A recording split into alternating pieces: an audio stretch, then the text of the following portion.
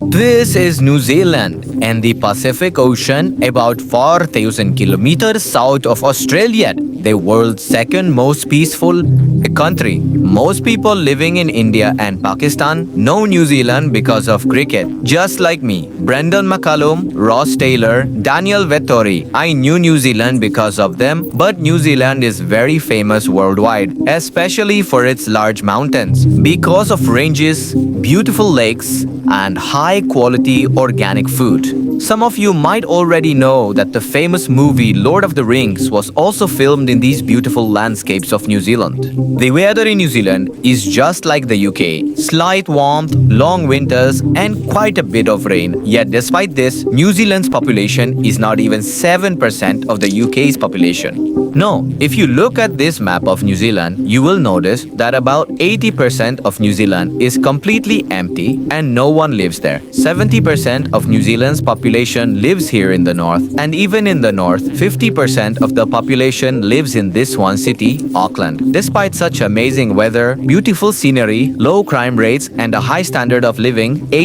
why is 80% of New Zealand empty?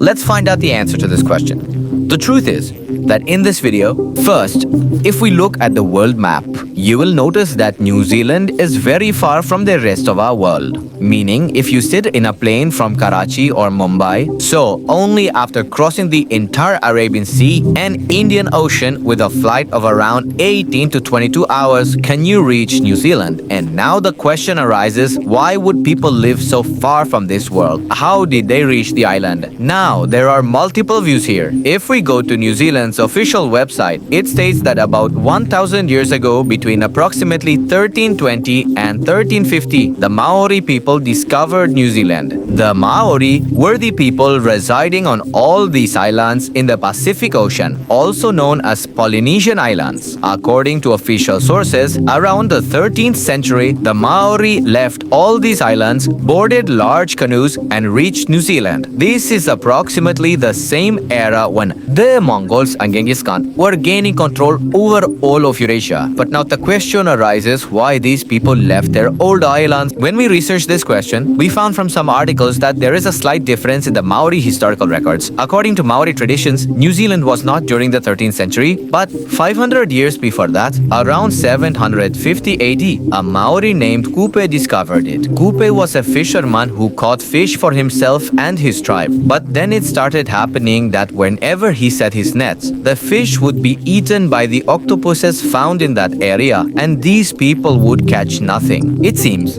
Now, because their main food source was indeed fish, a lot of problems were being created. It started, and the solution found was that Kupe and some of his companions would go into the ocean to try to discover another island where there was a good supply of food and drink. In this search, Kupe, along with 20 to 25 men, set out into the Pacific Ocean. After a few days of travel, they saw an island with large mountains. This was New Zealand seafood. The island was rich with sheep, goats, and fruits, and there was no other person on it. This was the perfect place for Kupe and his tribe. Kupe sent a few of his companions back to the Polynesian Islands to inform the others about this island, and thus the Maori people began to settle in New Zealand. Until the 17th century, the Maori people lived peacefully in New Zealand, and the world being far away, they neither had any enmity with anyone nor any threat from anyone. But all this very soon was about to change. This was the time when Western nations began spreading across the world to increase their power. Was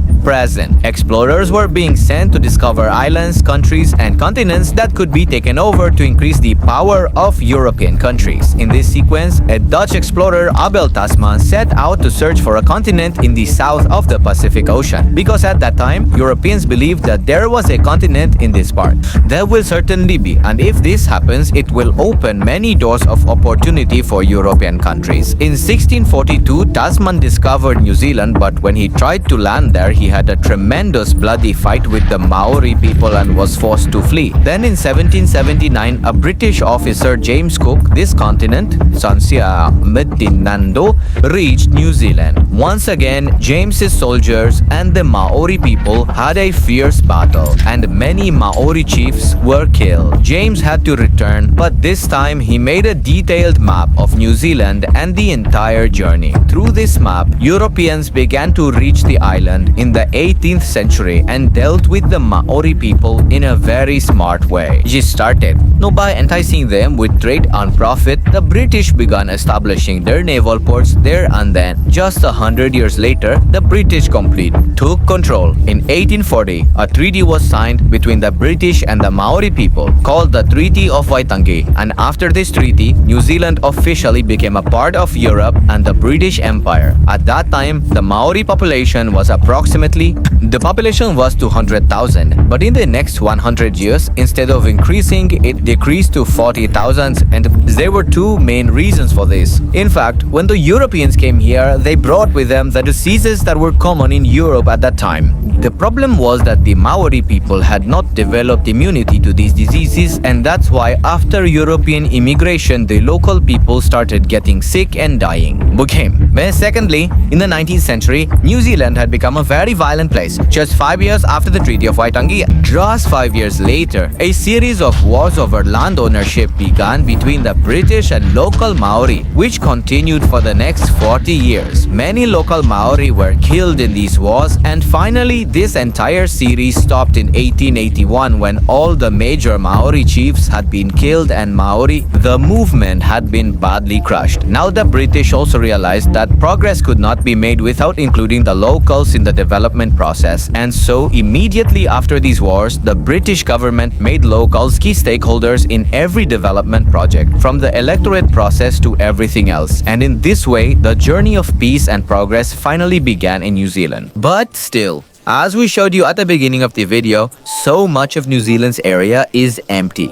Why is it that everyone lives here on the Northern Island? The southern region of New Zealand is absolutely empty because living or constructing in this whole area is nearly impossible. In the southern part of New Zealand, there are mountain ranges everywhere. In this whole area, there are high mountains all around, and the land is so uneven that even building basic infrastructure like roads, etc. is almost impossible. On this side of the mountains, the land on the eastern side is very dry and infertile, which is why irrigation and so on cannot happen here. That is why the majority of New Zealand's population is on the Northern Island, lives here. To address the population shortage issue, the New Zealand government relaxed immigration policies after World War II. Before World War II, the entry of non-white people into New Zealand was prohibited, and because of this, New Zealand's population until the 1950s remained stagnant. And then when this restriction was lifted, people from Asia, especially China, the Philippines and India, began to settle here, and New Zealand's population finally saw a much needed boom began. Today, almost 27% of New Zealand's population are immigrants or those who were born outside of New Zealand. The majority of immigrants live in Auckland and its surrounding areas, and this is the reason why Auckland is one of the least affordable cities in the world, because land supply is low and housing demand is high. To solve this problem, the New Zealand government now it is giving people grants up to $8,000 so that they move to Waikato, which is 100 kilometers away from Auckland, to relieve pressure on Auckland's housing market. But that asking by reduce and prices normalize. One very interesting thing is that New Zealand's entire agricultural industry relies on exporting animal meat. Here, in the Northern Island, due to the rain, there is such lush green land which results in an abundance of sheep, goats and cows are found. New Zealand's population is nearly 5 million. The population of sheep and goats here almost 3 crores. And that's why New Zealand is the world's largest exporter of mutton, and it is a country that exports sheep wool. 95% of New Zealand's meat is exported, and in the year 2019, this export generated $46 billion in revenue for New Zealand. New Zealand is the 50th largest economy in the world, and the main source of revenue for this economy is agricultural export, $46 billion. Earning billions of dollars just from meat export is an unbelievable thing, and it should be a motivation for India, Pakistan and Bangladesh, because these three are primarily agricultural countries. If you liked today's video, please like it and subscribe to the channel. Here are all the sources that we consulted for this video. See you in the next video. Take care.